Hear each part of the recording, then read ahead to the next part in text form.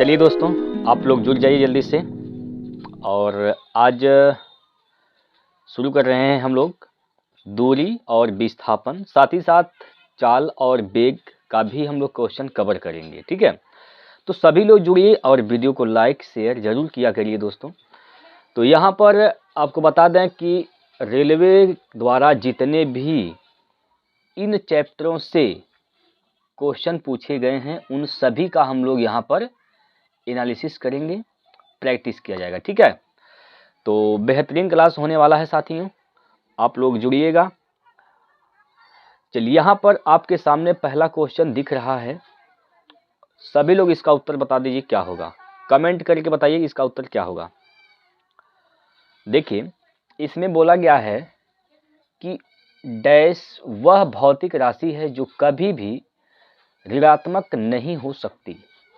बताइए क्या है जो कभी भी ऋणात्मक नहीं हो सकता है।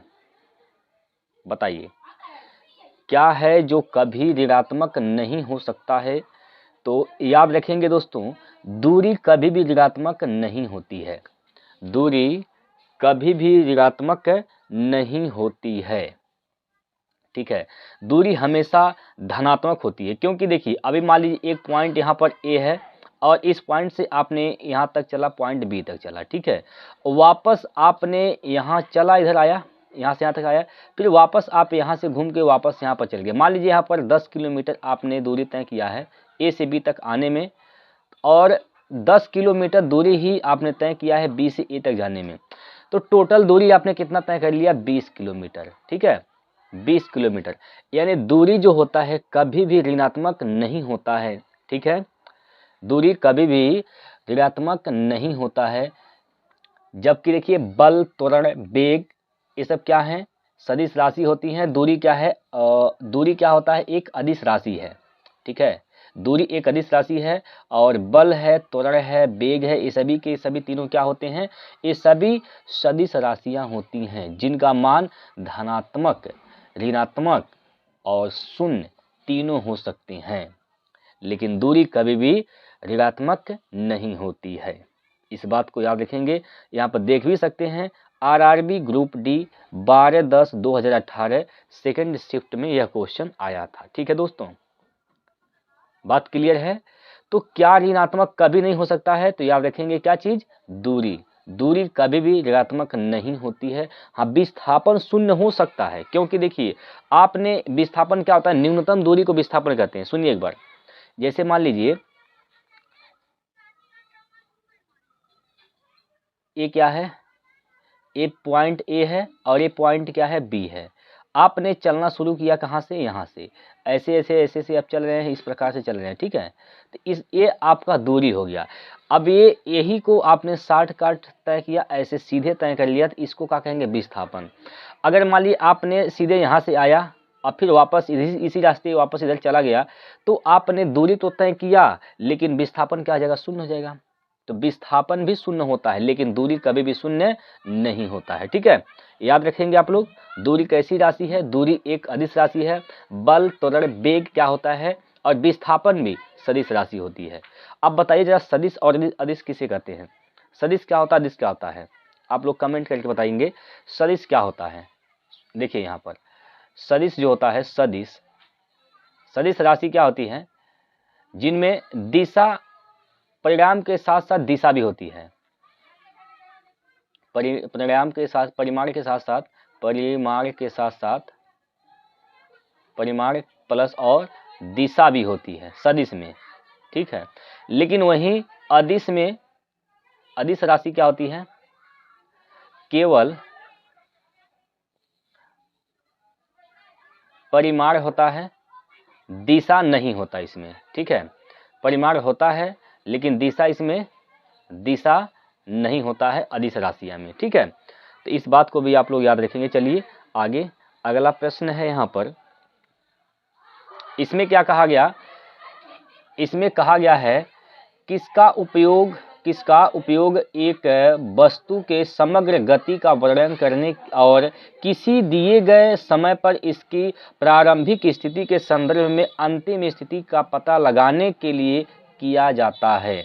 बताइए एक बार फिर पढ़िए, कहा गया कि किसका उपयोग एक वस्तु के समग्र गति का वर्णन करने और किसी दिए गए समय पर इसकी प्रारंभिक स्थिति के संदर्भ में अंतिम स्थिति पता लगाने में किया जाता है। बताइए किसका किया जाता है प्रयोग? तो दोस्तों याद रखेंगे दूरी और विस्थापन का। दूरी और विस्थापन, जैसे मान लीजिए आपने यहाँ से चला, आपने यहाँ से चलकर यहाँ पर आ गया, तो आपको ये पता करना है कि प्रारंभिक और अंतिम स्थिति के बारे में पता करना है, तो आप क्या करेंगे? दूरी नापेंगे। भाई आपको ये आपसे पूछा जाए कि आपने ए से चलकर बी, ए से चला बी तक पहुंचा, तो आपने कितना दूरी तय किया, तो आप क्या करेंगे? इनके बीच का डिस्टेंस नापेंगे, तभी तो पता कर पाएंगे। तो याद रखेंगे हमेशा दूरी और विस्थापन का प्रयोग करके एक वस्तु के समग्र गति का वर्णन करने और उस किसी भी दिए गए समय पर इसकी प्रारंभिक स्थिति के संदर्भ में अंतिम स्थिति का पता लगाने के लिए किया जाता है। किसका? दूरी और विस्थापन का। तो सी ऑप्शन इसका सही उत्तर होगा। ठीक है, सी ऑप्शन इसका सही उत्तर है। दूरी क्या होता है? अदिश राशि। विस्थापन क्या होता है? सदिश राशि। ठीक है, दूरी क्या होता है? अदिश, और विस्थापन क्या होता है? सदिश। चलिए आगे चलिए भाई, अगला प्रश्न यहाँ पर।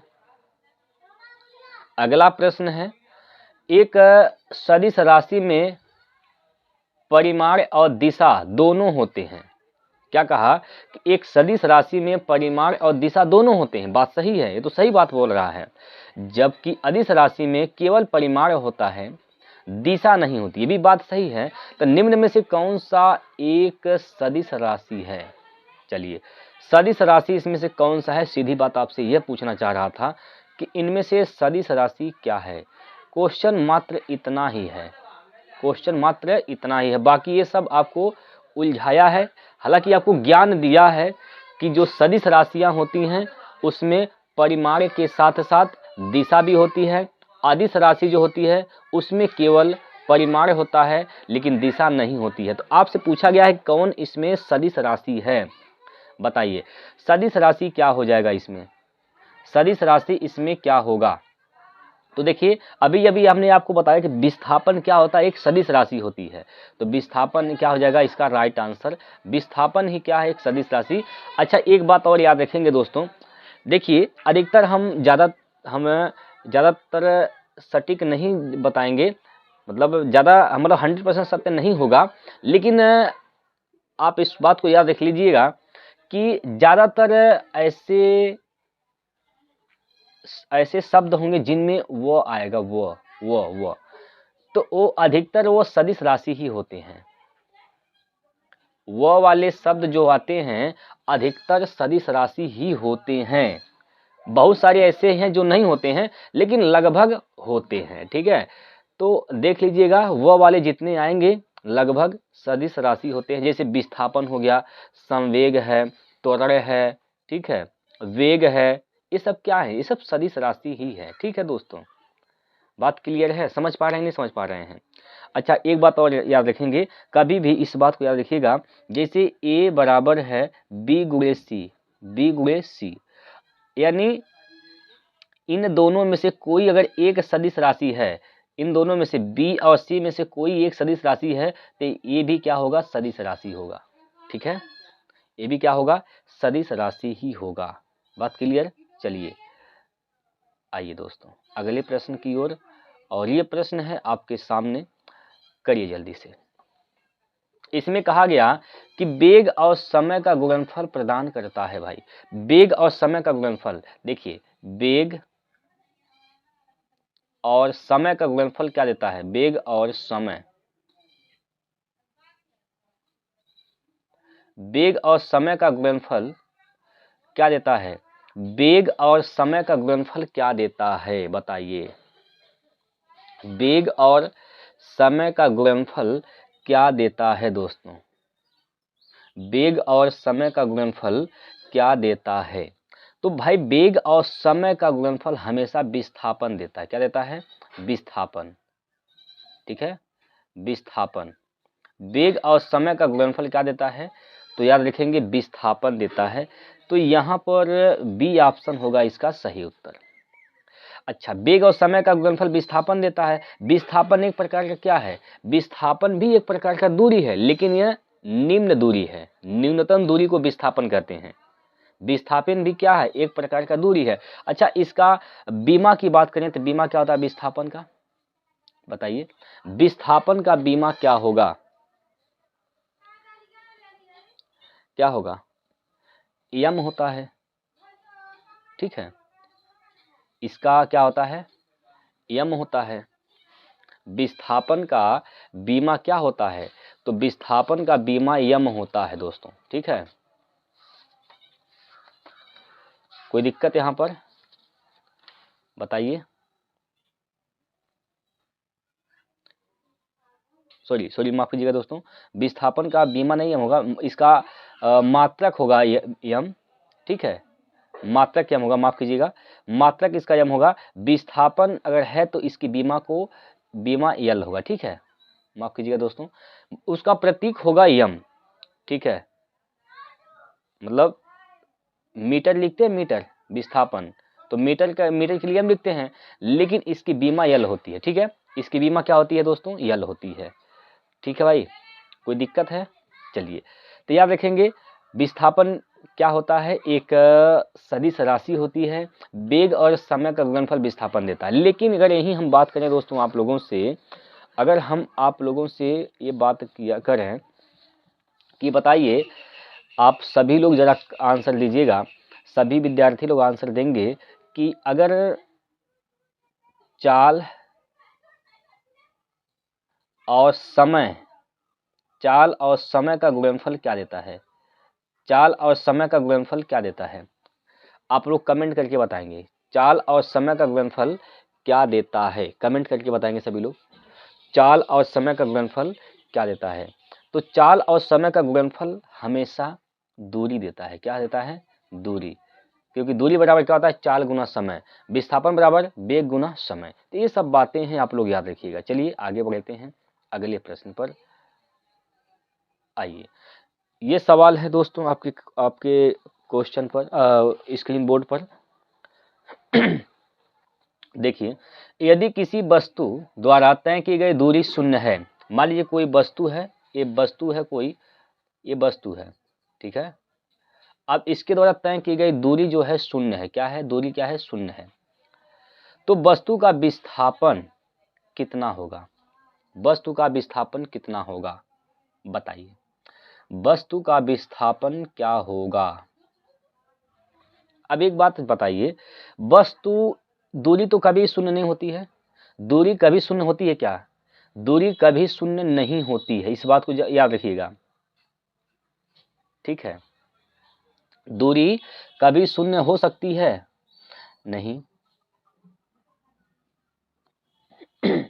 तो दूरी जब शून्य नहीं है, इसका मतलब ये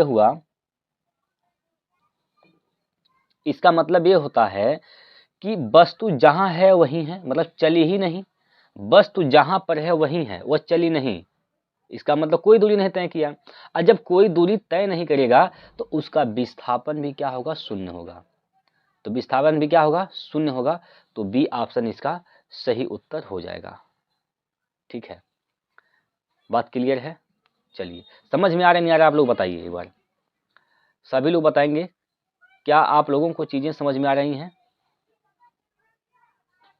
देखिए, अगला प्रश्न है, और इसमें कहा गया कि एक वस्तु को ऊपर की ओर फेंका जाता है।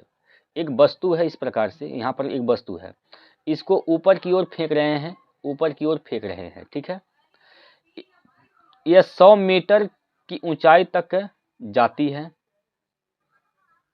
100 मीटर की ऊंचाई तक जाती है और फिर फेंकने वाले के पास वापस आ जाती है। देखिए, यहां से फेंका गया, ऊपर गया वस्तु, अब ये 100 मीटर गया ऊपर, 100 मीटर, यहां तक 100 मीटर दूरी तय किया, 100 मीटर गया, अब वापस वस्तु नीचे आ गई फेंकने वाले के पास। ये फेंकने वाला एक व्यक्ति यहां पर है, देखिए,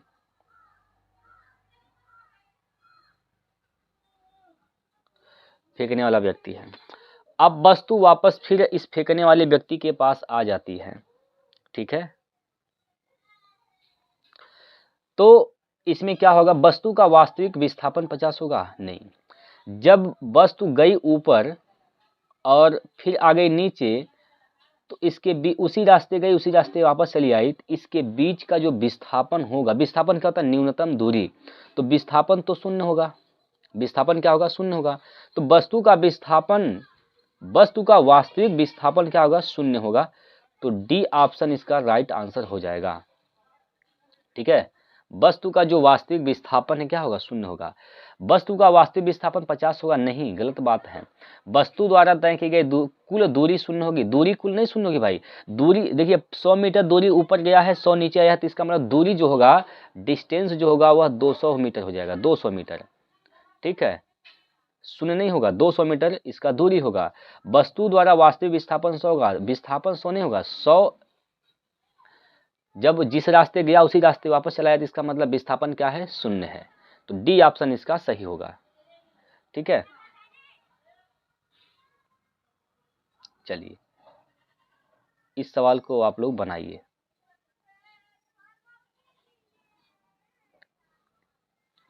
देखिए इसमें क्या कहा गया, जब एक पर्यवेक्षक के सापेक्ष समय के साथ वस्तु की स्थिति लगातार बदलती जा रही है तो क्या होता है भाई, बताइए। कहा जाता है कि वह शून्य वेग पर है। देखिए बात समझिए, जब एक पर्यवेक्षक के सापेक्ष समय के साथ वस्तु की स्थिति बदल रही है, मान लीजिए एक वस्तु यहां पर है, यहां पर, ठीक है, 2 मिनट के बाद या 2 सेकंड के बाद वस्तु यहां पर आ जाती है। समय के साथ वस्तु की स्थिति बदल रही है, तो क्या कहा जाएगा? कहा जाता है कि वह शून्य वेग पर है। नहीं, वेग शून्य पर होती तो जहां थी वहीं पर रहती। अगर वेग शून्य होता तो वस्तु जहां पर थी वहीं पर रहती, वस्तु आगे नहीं बढ़ती। पहला ऑप्शन गलत है। कहा जाता है कि वह गतिशील है। बात बिल्कुल सही है भाई। अगर वस्तु पहले यहाँ थी, यहाँ से अब यहाँ पर आ गई, इसका मतलब क्या हुआ? समय के साथ स्थिति बदल गई। इसका मतलब वस्तु किस अवस्था में है? गति की अवस्था में है। तो वस्तु गतिशील है। ठीक है, तो बी ऑप्शन होगा सही उत्तर। सी भी चेक कर सकते हैं। देखिए कहा जाता है कि उसने कुछ दूरी तय की है। भाई दूरी तो तय की है, दूरी तो तय की है। तो कहा जाता है कि उसने कुछ दूरी तय की है। दूरी तय की है, इसमें कोई शक नहीं है, लेकिन सही इसका जो आंसर होगा वह गतिशील है। यह इसका राइट आंसर होगा। और देखिए कहा जाता है कि वह आराम की अवस्था में नहीं, आराम की स्थिति में नहीं है, क्योंकि वह गति कर रही है। तो इसका आंसर क्या होगा? B option. ठीक है, चलिए आगे चलिए। तो यहाँ पर दोस्तों, यहाँ पर आप लोगों ने जो अभी क्वेश्चन देखे हैं आप, और दूरी और विस्थापन से रिलेटेड क्वेश्चन था, और उम्मीद करता हूँ कि आपको समझ में आए होंगे जितने भी क्वेश्चन हमने कराया है। अब हम बात करते हैं यहाँ पर हम लोग चाल, वेग यानी स्पीड और वेलोसिटी कर यहाँ पर हम लोग चर्चा करेंगे। ठीक है, तो आप लोग तैयार रहिए। अब आपके सामने एक एक क्वेश्चन यहाँ पर आते रहेंगे, आप सभी लोग इसका जवाब देते रहें। ठीक है, चलिए।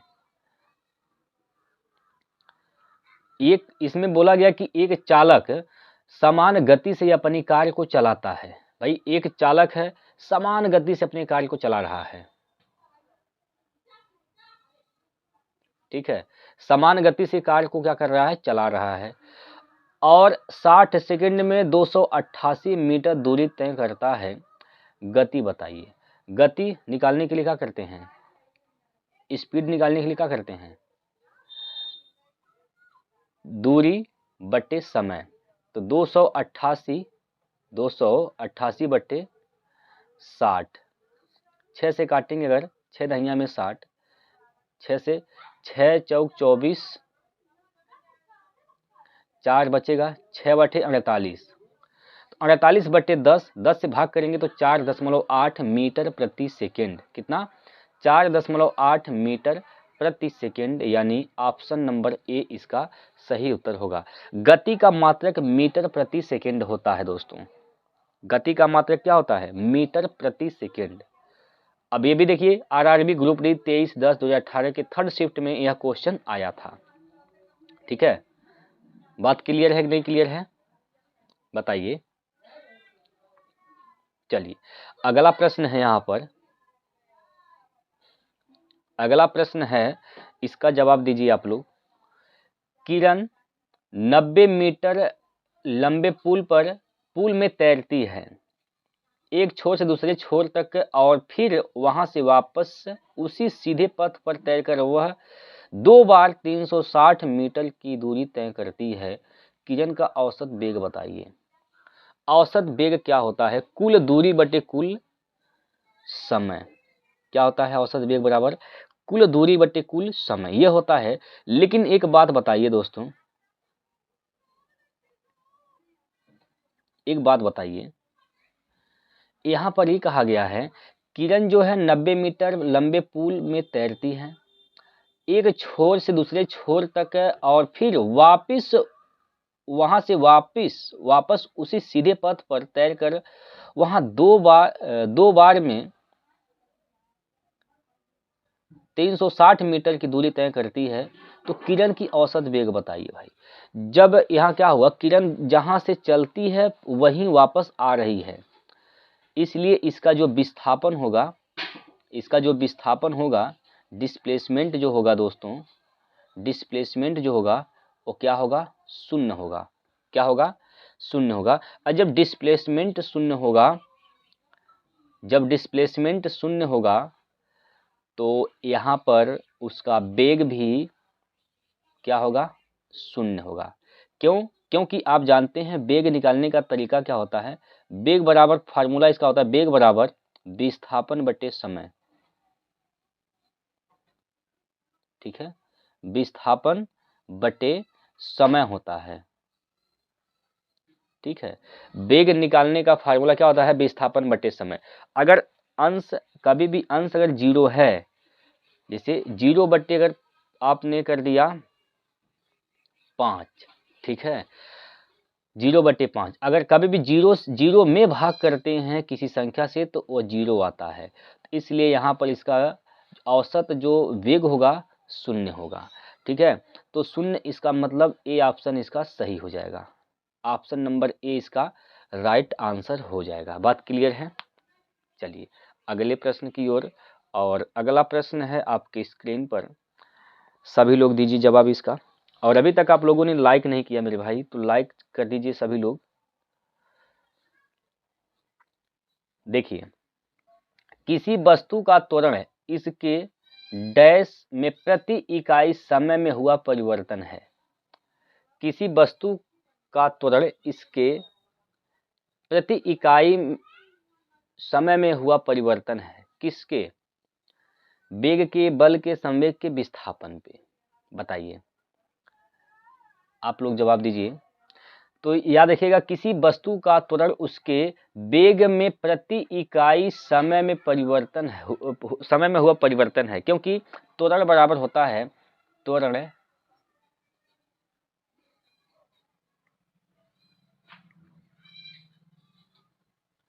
त्वरण बराबर होता है दोस्तों वेग परिवर्तन की दर।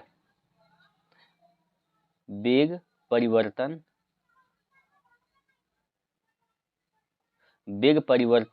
बटे समय होता है, या दर कह सकते हैं। वेग परिवर्तन बटे समय, समय मतलब दर। ठीक है, तो वेग परिवर्तन की दर को ही क्या कहते हैं? समय कहते, त्वरण कहते हैं। तो यहाँ पर क्या हो जाएगा? वेग होगा। क्या होगा दोस्तों? वेग होगा। यानी ए ऑप्शन इसका सही हो जाएगा। क्लियर है? चलिए, अच्छा यहाँ पर एक चीज़ और जान लीजिए। यहाँ पर दोस्तों एक चीज़ और जानेंगे कि जो यहाँ पर त्वरण होता है, जो त्वरण होता है दोस्तों, त्वरण कैसी राशि है? तो त्वरण एक सदिश राशि है। ठीक है, कैसी राशि है? सदिश राशि है। इसका मात्रक क्या होता है? तो मीटर प्रति सेकंड स्क्वायर होता है। ठीक है, चलिए आगे। अगला प्रश्न, निम्नलिखित में से कौन सी एक वेक्टर मात्रक है? एक वेक्टर मात्रक, वेक्टर माने होता है क्या होता है? वेक्टर मतलब क्या होता है दोस्तों, बताइए आप लोग पहले। वेक्टर मतलब क्या होता है? तो याद रखिएगा, वेक्टर माने होता है सदिश। क्या होता है? तो वेक्टर मतलब होता है सदिश। ठीक है, वेक्टर मतलब क्या होता है?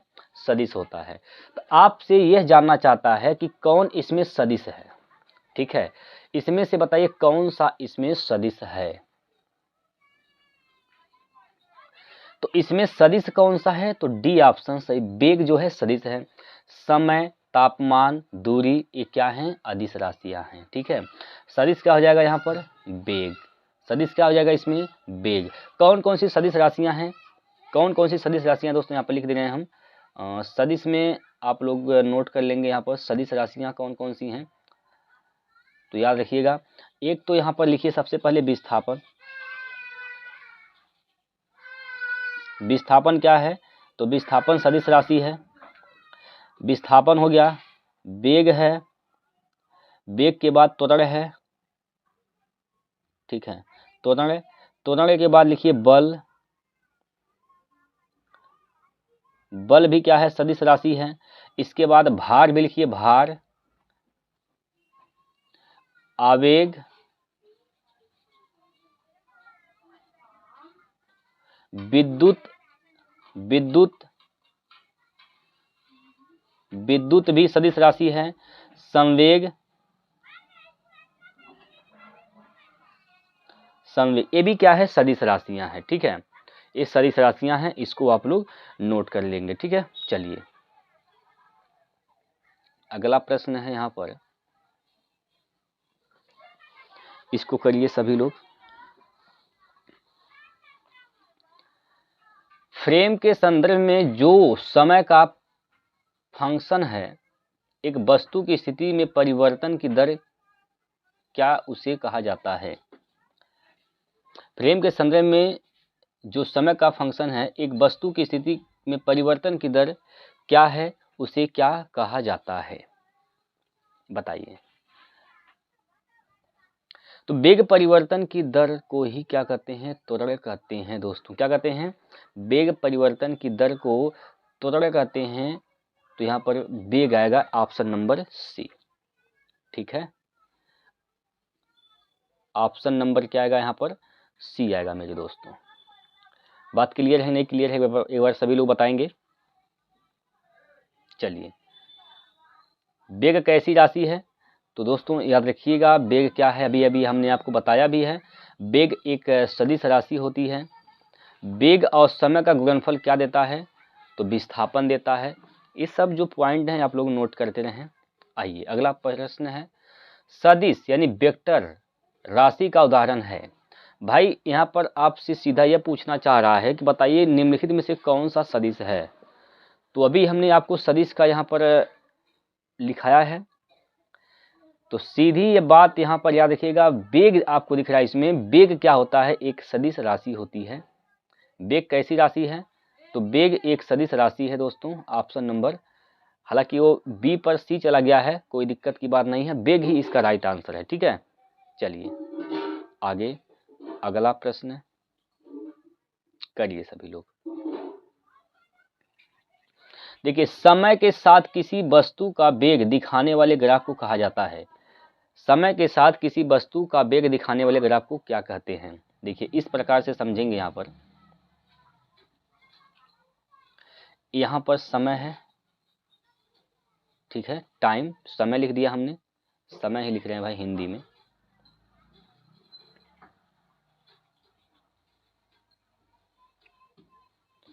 ये समय है और यहाँ पर क्या है? तो यहाँ पर विस्थापन है।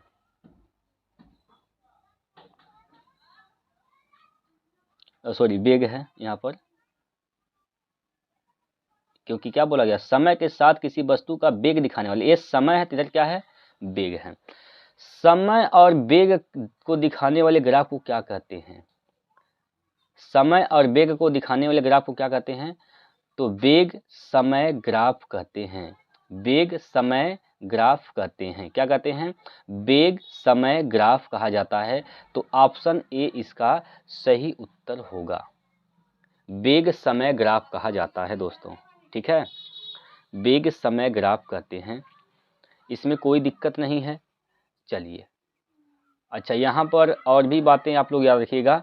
वेग और विस्थापन, वेग विस्थापन ग्राफ, वेग और विस्थापन को, विस्थापन और वेग को दिखाने वाले को वेग विस्थापन कहते हैं। वेग गति, समझ गए, जैसे जैसे पहला वाला है वैसे इसको भी आप लोग याद रख लीजिएगा, कोई दिक्कत की बात नहीं है। ठीक है, आइए आगे, अगला प्रश्न यहाँ पर आपके सामने है। इसमें क्या कहा गया, औसत चाल और औसत वेग वस्तु की गति दर्शाता है। औसत चाल औसत वेग वस्तु की गति को दर्शाता है। औसत चाल औसत वेग वस्तु की गति दर्शाता है। क्या दर्शाता है, क्या दर्शाता है? तो इसमें दर्शाता क्या है दोस्तों, बताइए, इसमें क्या दर्शाता है? औसत चाल औसत वेग वस्तु की गति दर्शाता है। देखिए, दिए गए अंतराल के दौरान, दिए गए अंतराल के दौरान, यानी ऑप्शन नंबर डी हो जाएगा इसका सही उत्तर। ठीक है, जब कोई वस्तु एकांक समय अंतराल में जितनी दूरी तय करती है उससे उस वस्तु की चाल कहते हैं। ठीक है, तो समयांतराल यहाँ पर दिखाता है दोस्तों, समयांतराल दर्शाया जाता है। औसत चाल औसत वेग वस्तु की गति दर्शाता है क्या, समयांतराल। ठीक है, बात कोई इसमें कोई दिक्कत है? चाल बराबर क्या होता है बताइए, हमने आपको बताया भी है चाल बराबर क्या होता है। तो चाल बराबर दूरी बटे समय होता है। ठीक है, दूरी बटे क्या होता है, समय होता है। चाल बराबर दूरी बटे समय होता है। वेग बराबर क्या होता है बताइए, वेग बराबर क्या होता है, वेग बराबर, तो वेग बराबर क्या होता है आप लोग कमेंट करके बताएंगे। वेग बराबर, वेग का फार्मूला क्या होता है? जब कोई वेग किस यहाँ पर याद रखिएगा, वेग किसे कहते हैं कि जब कोई वस्तु एकांक समयांतराल में जितनी विस्थापित होती है, कोई भी वस्तु जितनी विस्थापित होती है उसे उस वस्तु का क्या कहते हैं, वेग कहते हैं। विस्थापित होने को ही वेग कहते हैं, यानी कहीं ना कहीं इसमें क्या आएगा, विस्थापन आएगा, विस्थापन। ठीक है, इसमें क्या आएगा, तो इसमें विस्थापन बटे नीचे समय ही आना है, नीचे क्या आएगा, समय ही आएगा। तो विस्थापन है तो वेग है, दूरी है तो चाल है। विस्थापन है तो वेग है, दूरी है तो चाल है। बात क्लियर है? चलिए इसको करिए। एक भीड़ भाड़ वाली सड़क पर एक बस की गति डैश गति का एक उदाहरण है। एक भीड़ भाड़ वाली सड़क है, आप जब रास्ते में चलते हैं तो काफ़ी जाम लग जाता है, भीड़ लग जाता है, तो आप उसके बावजूद भी उसमें आप चलते रहते हैं, कोई न कोई गति से आप चलते हैं, तो उस गति को क्या कहते हैं? वो कौन सी गति का उदाहरण होगा? क्या असमान गति का उदाहरण होगा, एक समान गति का उदाहरण होगा, वृत्तीय गति की रेखीय गति? बताइए। मान लीजिए ये बस चल रहा है, ठीक है, ये बस चल रहा है, अब आगे जाम है, अभी चल रहा है तो क्या होगा, यहाँ पर रुकेगा, ब्रेक लगाएगा, रुकेगा, फिर जाम खत्म होगा, फिर चलेगा, फिर कहीं जाम मिलेगा, फिर रुकेगा। भीड़ भाड़ है तो आपको आराम आराम से चलना पड़ेगा, ब्रेक लगाना पड़ेगा, मतलब आपकी जो गति है उसको समान नहीं रख सकते हैं। उसको समान रख सकते हैं, तो उसको समान नहीं रख सकते हैं, तो ये जो गति होगी, भीड़ भाड़ वाले सड़क पर जो गति होती है उसको कहते हैं असमान गति। कौन सी गति? असमान गति। एक समान गति तब होती है जब सीधे चलते चले जाएं, कोई रुकावट नहीं है, कोई रुकावट नहीं, सीधे चलते चले जा रहे हैं, कोई रुकावट नहीं, तो इसको कहते हैं एक समान गति। वृत्तीय गति क्या होती है? जब कोई वृत्ताकार पथ पर ऐसे गति करती है तो उसको वृत्तीय गति कहते हैं। वृत्ताकार पथ में जब कोई गति करती है तो उसको वृत्तीय गति कहते हैं। अब वृत्तीय गति का कोई उदाहरण बताइए आप, कौन सी ऐसी वस्तु है जो वृत्तीय गति करती है? देखिए, पृथ्वी जो है, पृथ्वी सूर्य का चक्कर लगाती है, ठीक है, पृथ्वी सूर्य का चक्कर लगाती है, तो कौन सी गति करती है, वृत्तीय गति की घूर्णन गति? उसको कहते हैं वृत्तीय गति। ठीक है, पृथ्वी सूर्य का चक्कर लगाती है वो क्या है, वृत्तीय गति है। घूर्णन गति क्या होता है? जो अपने केंद्र पर फिक्स होकर चारों तरफ ऐसे केंद्र पर फिक्स होकर एक केंद्र पर नाचती है। जैसे लट्टू देखे हैं, लट्टू का गुजा ऐसे जमीन पर धंस जाता है और परितः घूमता रहता है, नाचता रहता है, उसको कहते हैं वृत्ति गति, सॉरी माफ कीजिएगा, उसको कहते हैं घूर्णन गति। क्या कहते हैं? घूर्णन गति। जैसे आपके घर में छत पर लगा होगा पंखा, आपके घर में छत पर पंखा टंगा होगा, तो उस पंखे को ध्यान से देखिए, पंखा एक जगह फिक्स है और वहीं से गति करता है, तो उस गति को क्या कहेंगे? घूर्णन गति। ऐसा नहीं ना पंखा आपके छत में पूरा चारों तरफ घूम घूम के नाच रहा है, एक जगह फिक्स है और वहीं से घूमता रहता है। तो जब कोई एक जगह फिक्स होता है और घूमता है तो उसे घूर्णन गति कहते हैं, और जब चारों तरफ घूम घूम के नाचता है तो उसको कहते हैं वृत्ति गति। रेखी गति क्या होता है? रेखी गति क्या होता है? देखिए, जो एक रेखा में ऐसे सीधे एक रेखा में गति करती है तो इसको रेखी गति कहते हैं। एक सरल रेखा में गति करते हैं उसको रेखी गति कहते हैं। बात क्लियर है? तो अगर भीड़ भाड़ वाला अगर सड़क है तो आप कोई गाड़ी लेकर चल रहे हैं तो उस गाड़ी की जो गति होगी उस गति को क्या कहेंगे? असमान गति का उदाहरण कहेंगे। ठीक है, चलिए आगे अगला प्रश्न यहाँ पर आपके स्क्रीन पर है, करिए भाई इसको। चाल, दूरी और समय का सही संबंध बताइए। चाल, दूरी, समय। देखिए भाई, आप जानते हैं या नहीं जानते हैं तो जानिए, स्पीड बराबर क्या होता है? Distance upon time. क्या होता है? डिस्टेंस अपॉन टाइम होता है। स्पीड बराबर डिस्टेंस अपॉन टाइम, तो डिस्टेंस अपॉन टाइम होता है। ठीक है, तो यहाँ पर सुधार कर लेंगे, ये बी वाला जो ऑप्शन ये सही होना चाहिए था। डिस्टेंस बराबर सॉरी स्पीड बराबर डिस्टेंस अपॉन टाइम होगा, ये बराबर में है यहाँ पर। ठीक है, यस के बराबर है। ठीक है, तो ये आप लोग याद रखेंगे। राइट आंसर क्या होगा इसका? यस बराबर डी बटे टी। क्या होगा? यस बराबर डी बटे टी होगा। बात क्लियर है? चलिए आगे अगला प्रश्न है। अगला जो क्वेश्चन है, तत्कालिक वेग और औसत वेग तब बराबर होते हैं जब वस्तु, तत्कालिक वेग और औसत वेग तब बराबर हो जाते हैं जब वस्तु कब होते हैं भाई? जब वस्तु में एक समान त्वरण हो, एक वृत्त में चल रही हो, वस्तु में परिवर्तित त्वरण हो, वस्तु में शून्य त्वरण हो। बताइए कब हो सकते हैं? तत्कालिक वेग और औसत वेग कब ये बराबर हो सकते हैं? बताइए। ये तब बराबर हो सकते हैं जब वस्तु में शून्य त्वरण हो। क्या हो? त्वरण ही ना लगा हो, त्वरण ना लगाया गया हो। जैसे मान लीजिए कोई गाड़ी है, आप दोपहिया गाड़ी चला रहे हैं, मान लीजिए गाड़ी आप चला रहे हैं, एक्सीलेटर लिए आप, एक्सीलेटर लिए, वेग बढ़ा दिए, त्वरण इसमें दिए आप, और उसका जो औसत वेग है, औसत वेग भाई एक उसका औसत वेग आएगा, तो दोनों तभी बराबर हो सकते हैं जब उसमें एक्सीलेटर नहीं लेंगे। एक्सीलेटर नहीं लेंगे तो दोनों क्या होंगे? बराबर ही चलेंगे। और जब एक्सीलेटर लेंगे तो एक्सीलेटर जो लिया जाएगा आगे बढ़ जाएगी। ठीक है, एक्सीलेटर जो लेंगे तुरंत ही गाड़ी आगे चल जाएगी। तो वस्तुएं तभी बराबर हो सकती हैं, सॉरी वेग तभी बराबर हो सकता है जब वस्तु में शून्य त्वरण हो, त्वरण नहीं लिया जाता हो। ठीक है, बात क्लियर है नहीं क्लियर, एक बार बताइए सभी लोग। चलिए आगे इसको करिए सभी लोग। यह क्वेश्चन है आपके सामने, करिए। देखिए, विस्थापन में परिवर्तन दर को कहा जाता है। विस्थापन में परिवर्तन दर को क्या कहते हैं? देखिए भाई, विस्थापन बटे समय, विस्थापन बटे समय क्या होता है? विस्थापन बटे समय क्या होता है? बताइए। तो विस्थापन बटे समय क्या होता है? वेग होता है। क्या होता है? वेग होता है।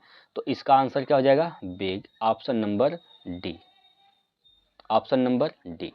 ठीक है, वेग के बारे में बहुत कुछ आपने जान भी लिया है। वेग कैसी राशि है? तो वेग एक सदिश राशि है। कैसी राशि है? सदिश राशि है। ठीक है, वेग कैसी राशि है? सदिश राशि है। विस्थापन वेग का विस्थापन और समय का अनुपात क्या होता है? वेग होता है। या फिर समय वेग का गुणनफल क्या होता है? विस्थापन होता है। ठीक है, तो ये सब चीजें हैं, आप लोग जानते हैं। वेग का मात्रक भी आप बता दिए क्या होता है? वेग का मात्रक कमेंट करके बताइए, वेग का मात्रक क्या होता है?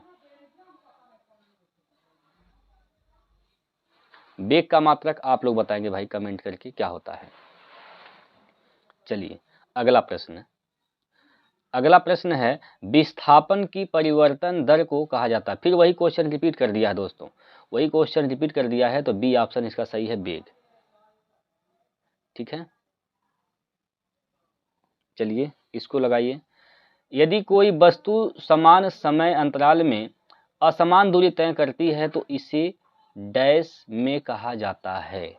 बताइए, कोई वस्तु है समान समय में, समान समयांतराल में असमान दूरी तय करती है तो इसको क्या कहते हैं? बताइए भाई, इसको क्या कहते हैं? बोलिए। तो इसको कौन सी गति कहा जाएगा? देखिए, इसको कहा जाएगा असमान गति। कौन सी गति? असमान गति कहा जाएगा। ठीक है, जब समान समयांतराल में असमान दूरी तय करेगी तो उसको असमान गति कहेंगे। ठीक है, घूर्णन गति किसको कहते हैं? बताइए, घूर्णन गति किसको कहते हैं? घूर्णन गति उसको कहते हैं जो अपने अक्ष पर एक अपने अक्ष पर टिक कर गति करता हो, जैसे लट्टू है, पंखा है, सीलिंग फैन जो है।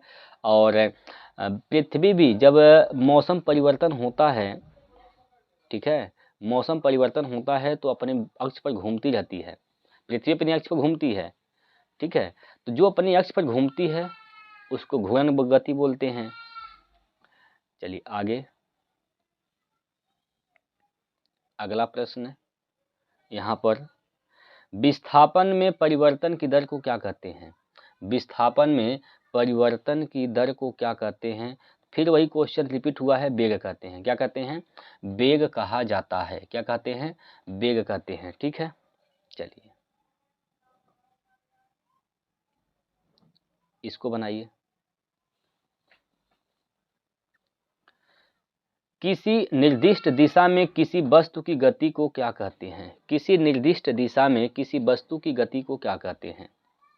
किसी निर्दिष्ट दिशा में, यानी निर्दिष्ट दिशा माने क्या हो गया भाई? निर्दिष्ट दिशा का मतलब क्या होता है? बताइए। निर्दिष्ट दिशा माने होता है एक फिक्स दिशा हो, दिशा क्या हो? फिक्स हो। और जब दिशा फिक्स होगा तो उसको क्या कहते हैं? विस्थापन कहते हैं। क्या कहते हैं? विस्थापन कहते हैं। तो इसके कहने का मतलब यह है कि विस्थापन में किसी वस्तु की गति को क्या कहते हैं? तो उसको हम कहते हैं वेग। क्या कहते हैं? वेग कहा जाता है। सी ऑप्शन इसका सही हो जाएगा। ठीक है, अब देखिए, एक ही आंसर है, लेकिन क्वेश्चन पूछने का तरीका जो है अलग अलग है। ठीक है, चलिए आगे। तो आप लोग हर एक तरह से क्वेश्चन से रूबरू जब हो जाएंगे तब समझ पाएंगे कि हाँ, क्वेश्चन ऐसे भी पूछा जा सकता है। ठीक है, आइए अगला प्रश्न है, निम्न में से कौन सी मात्रा चाल के साथ इसकी गति निर्दिष्ट करती है? बताइए भाई जल्दी से। ठीक है, निम्न में से कौन सी मात्रा चाल के साथ इसकी गति को निर्दिष्ट करती है भाई? तो निर्दिष्ट करती है तो क्या करती है भाई? वेग। क्या होता है? वेग हो जाएगा। ठीक है, वेग। वेग इसका सही आंसर है। चलिए वही क्वेश्चन है, रिपीट करके पूछा अलग तरीके से। ये सवाल है, बनाइए। इसमें कहा गया कि एक निश्चित दिशा में बढ़ रही वस्तु की गति को वैज्ञानिक शब्दावली में किस पद के रूप में जाना जाता है? एक निश्चित दिशा, ये दिशा जो है निश्चित है। अब एक निश्चित दिशा में वस्तु की गति बढ़ रही है, वस्तु की गति को बढ़ा रहे हैं, तो इसको वैज्ञानिक शब्दावली में क्या कहेंगे? बताइए, इसको वैज्ञानिक शब्दावली में क्या कहते हैं? तो इसको वैज्ञानिक शब्दावली में वेग कहते हैं। क्या कहते हैं? वेग कहा जाता है। क्या कहते हैं? इसको वेग कहते हैं। जब निश्चित दिशा में बढ़ रही है गति तो उसको क्या कहेंगे, वेग कहेंगे। ठीक है, चलिए अगला प्रश्न है,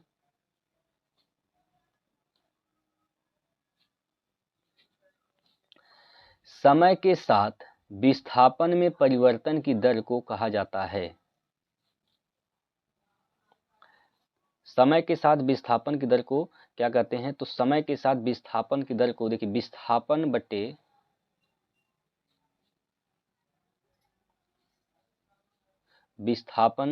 बटे समय क्या होता है, वेग।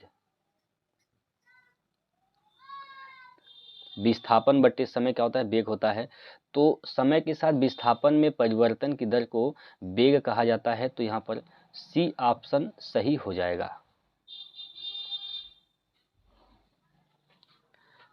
सी इस प्रश्न का सही उत्तर हो जाएगा। ठीक है, चलिए वेग का मात्रक क्या होता है, मीटर प्रति सेकेंड। वेग का मात्रक क्या होता है, मीटर प्रति सेकेंड। ठीक है, तो यहाँ पर हम लोगों ने 2 चैप्टर कंप्लीट किया है। इसमें दूरी, विस्थापन, चाल और वेग। कल हम लोग यहाँ पर प्रक्षेप गति और त्वरण का प्रैक्टिस करने वाले हैं। तो आप लोग पढ़ के आइएगा दोनों चैप्टर, और तभी आप आसानी से क्वेश्चन को बना पाएंगे। ठीक है, तो फिर हम लोग कल मिलते हैं।